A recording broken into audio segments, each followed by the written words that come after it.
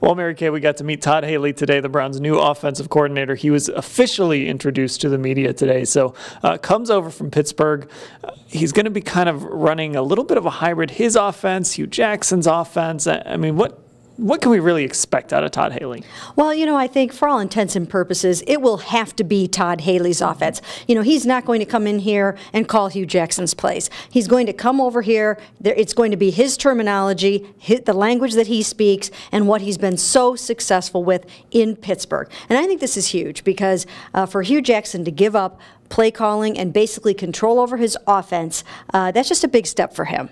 Yeah, and it tells you what Hugh Jackson thinks of him as well, because obviously he was hesitant to do that in the past. The other thing is he stood up in front of us. He took credit for developing one of the best wide receivers in the league, one of the best running backs in the league. Of course, we're talking about Antonio Brown and Le'Veon Bell. How much credit he actually deserves for that, I don't know, but he certainly knew how to use those guys, and he certainly knew how to bring out the best in those guys. Yeah, I mean, you cannot argue with the fact that they ran a very explosive offense, which it's a lot easier to do that, obviously, when you have those kind of guys, when you have the killer bees, when you have Ben Roethlisberger running the show. So I think that's a key piece here is for Todd Haley to help evaluate the quarterbacks, and I think he will have a very big say in that. And that was something we tried to get to on a number of occasions, but he was very tight-lipped. I'm sure Hugh Jackson loved that. But it's important to remember that he's coming from Ben Roethlisberger, who is sort of the prototype quarterback, especially in the AFC North.